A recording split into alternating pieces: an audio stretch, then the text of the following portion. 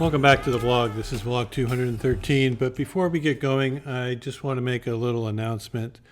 One of my longtime viewers has disclosed on the vlog that he is going through some serious medical issues, and I'm hoping that he handles the treatment well.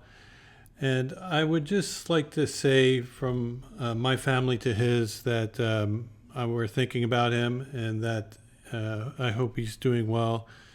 And if you guys can drop Fraser a little get well soon thing, that would be wonderful. I'm sure that all the positive thoughts from you and the rest of the viewers will lift his spirits and maybe help him through this life hurdle. It's strange. When I started this vlog 213 episodes ago, I never dreamed that I would have made so many connections with my fans, and even some that I have never met before. They mean a lot to me. So with that being said, on to vlog 213. We're going to be playing the 1-3 game at Capital Casino, buying for our normal $500, and off we go. Second hand off the deck, we pick up pocket jacks from the hijack.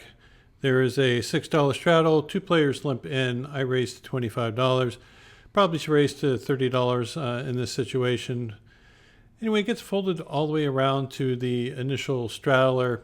He ends up putting in the call, so does the other 2 limpers. So we're going to go 4 ways to a flop with $85 in this pot. Flop looks pretty good when it comes out 5-3-3 with 2 hearts. We do have the jack of hearts, but that really shouldn't come into play too much. All 3 players end up checking to me. I'm going to continuation here for $40. First 2 players put it in the fold. Then the player to my right, who I haven't played with, decides to put in a raise, and he makes it 95. What could he be doing this with? Well, he could be doing it with a flush draw. He could be doing it with a 3. Maybe a medium-sized pocket pair. Or maybe just a 5.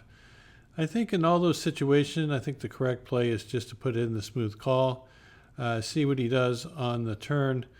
Most likely, I'm going to be calling him down unless something crazy happens. Turn card comes is a king of hearts. My opponent now slows down and checks it. I just check it back. I'm just going to go for some value on the river if I can get it. River card comes as another king. Pretty good card. He checks again. Now I can probably get some paid off by someone with, say, a 5 or maybe a medium-sized pocket pair. Probably get a little bit too greedy on this bet. I go for $140, which is half pot. I don't know. It's a player I haven't played with before. Maybe he would call something like a $100 bet. Anyway, he tanks for a very long time. I'm not going to make you guys sit through it all, but I would say approximately a minute or 2, and finally finds a fold. So I think the bet sizing was just a hair too big to get paid off. I got 1 player limping in front of me. I got ace king, definitely going to be putting in a raise. I make it $20. The small blind, big blind, and the limper all put in the call. So we're going to go 4 ways to a flop with $80 in the center. We get a pretty good flop when the flop comes out. Ace 10 7 with 2 spades. It's kind of a draw heavy board. There's spades there, straight draws. So when it gets checked over to me, I'm going to bet a little bit on the larger size, $45 into the center. First player lets his hand go pretty quickly. The next one kind of thinks for a minute before making the call. After he calls, the next player ends up folding, so it's just going to be the 2 of us to see a turn card, which is the 3 of diamonds. It's basically a complete blank. There's still a lot of draws out there. Stack sizes are a little bit odd. There's 170 in the pot. He has about 125 left. It just seems like, okay, I got to just shove. Even though I'm not sure that he would call off his case money with a draw, which might be good. But it also might scare away someone with a weaker ace. After some thought, he decides to let it go, so we don't get paid off for his last $125, but we won another pot, so that's a good start. Well, seat 3 came open, so I moved over to get a better angle, and we know I got good cards. Player opens for $20. I make it 60. Everyone else folds. They put in the call, so it's just the two of us to a flop that comes Jack, Jack, 7 with 2 clubs. I do have the ace of clubs. It makes it less likely they have a flush draw. They check. I put in a small c-bet for $30, just 1/4 size of the pot. They put in the quick call. Turn card comes is a king of spades, puts a second flush draw, makes some possible straight draws out there. Hopefully they have something like king queen in their hand. They check it over. This time I bet $80. I figure I'm going to get paid off by someone with a king, and if they have a draw, I don't want to give it to them cheap. Anyway, they decide to let it go. So no extra money, but aces do stand up for us on this particular hand. The player opens from early position with a raise to 18, a little bit larger than his normal sizing. Player on my right side puts in the call. And here with pocket nines, I would probably squeeze if I thought it was a weaker open.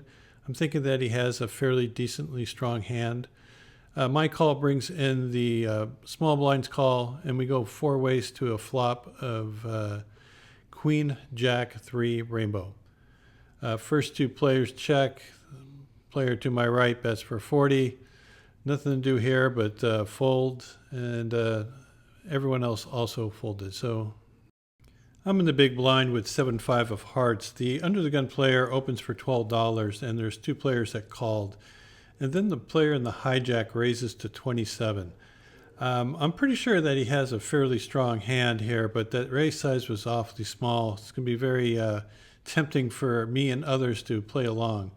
So when the player on my right puts in the call, and I decided I'm going to go ahead and gamble a little bit with my suited connector, and I put in the call also.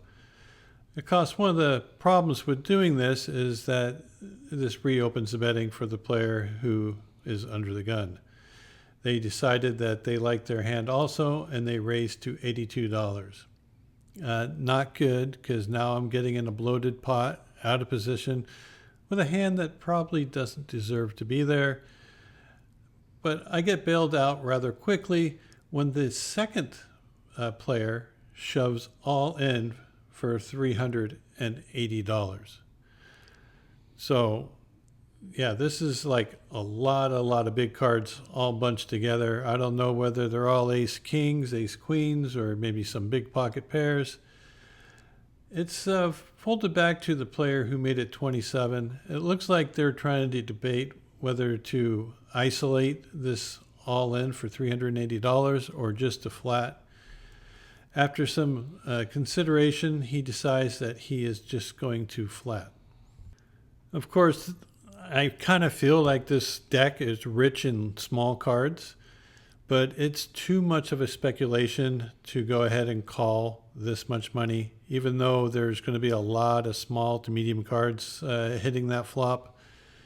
I just had to let it go. The person under the gun also folds, and so we're going to get to see a run out to see whether we played it correctly or not. Well, I'm pretty sure we played it correctly, as some of you might say you shouldn't have called the first raise. Flop comes 9 high, bunch of little cards come up. We only ended up with 1 pair. Player who shoved all in shows ace king. The other player had pocket kings for the winner. We have 1 player, then the player in the cutoff decides to raise to $21. I got ace queen on the button. This is a 3-bet or fold type of hand, so I 3-bet to $60. He puts in the call. We see a flop that comes king 9-7 rainbow. Not a great flop for ace queen, but if he doesn't have a king, he's going to have difficulty continuing, unless he has a hand specifically like jack 10 where he has a double gutter.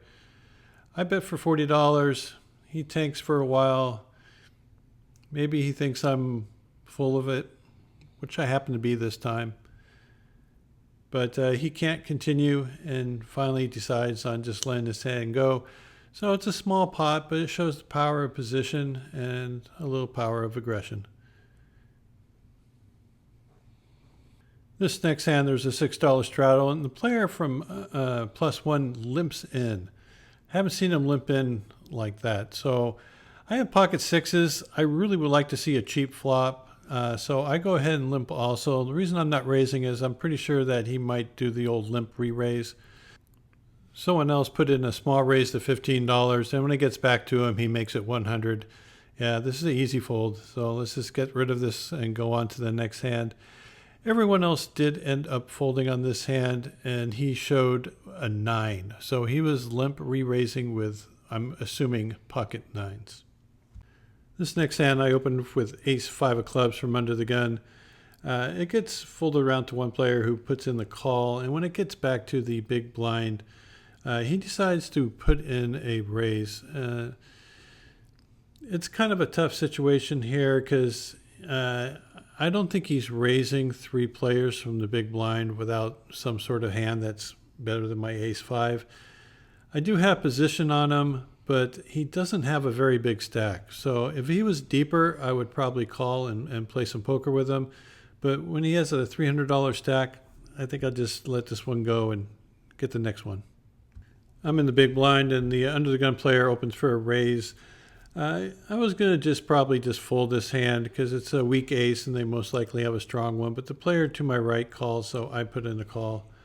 Flop comes ace 7-6 with 1 diamond. Not the greatest flop in the world. The player under the gun leads out for $20. With a backdoor flush draw, I'll give a little crying call, see what happens because there's one other player in the pot. Turn card is a jack of spades, which is pretty good for me. I can definitely have spades here. I check it. The under the gun player checks. The player out back could also have spades, but they check behind.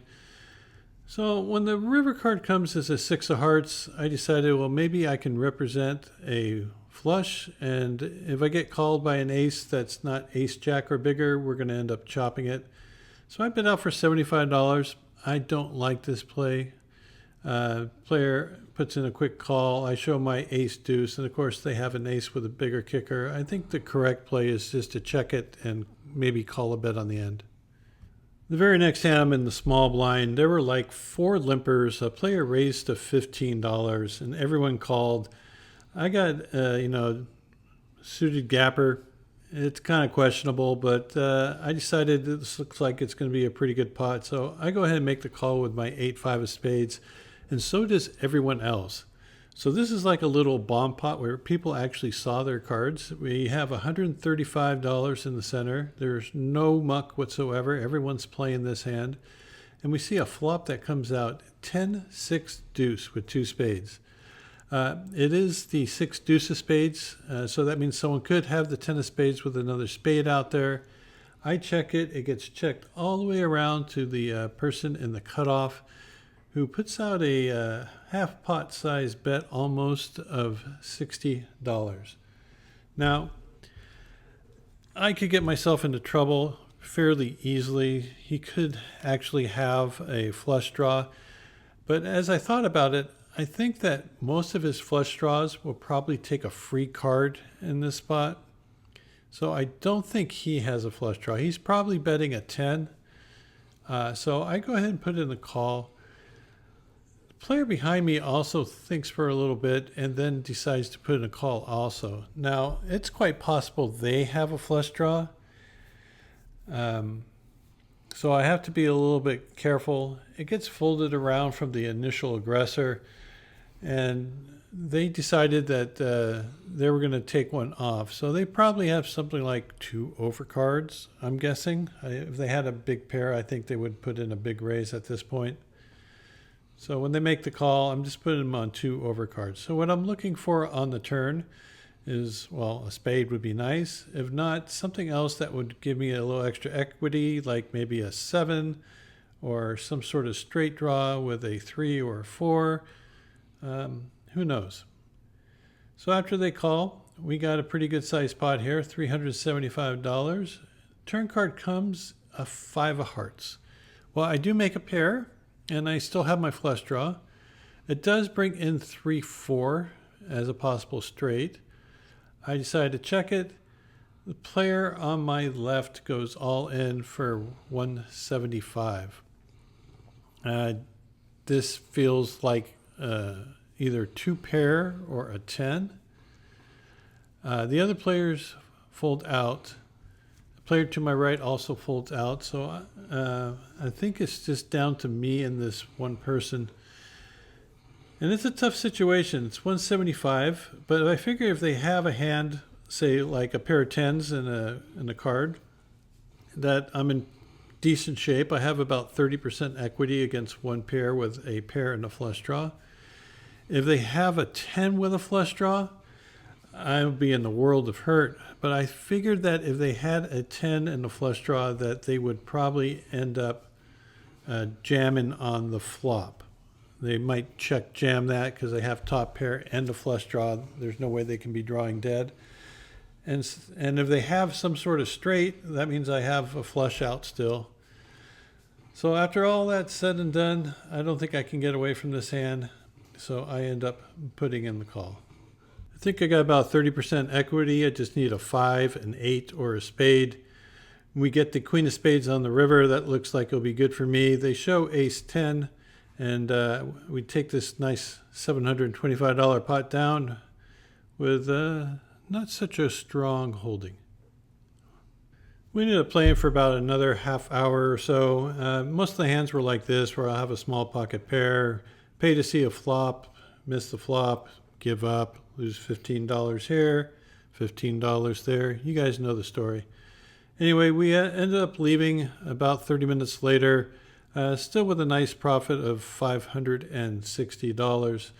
You know, sometimes you get carried away in life and you think that poker is everything there is, but in actuality, there's a lot more important things than just playing poker. And that's why I think it's very important that we support Fraser in his battle. I know he's going to be starting some treatment here soon, and I know from other family members I have that treatment is absolutely no fun to go through. So do me a little favor and drop a little note for Fraser. Give him something to read while he's going through his treatment. And hopefully he'll bring a smile on his face to know that we all care for him and wish him the best. Until next time, thanks for watching. Good luck at the tables, and we'll see you back here soon. Oh, I didn't know Fraser was sick. He's one of my favorites. He always tells you to give me a treat. Of course, he always tells you how bad you play poker, too. You know, I figure with all that gray hair, you would be a lot wiser than you are. But, yeah, you're not. Anyway, Fraser, I hope you feel better.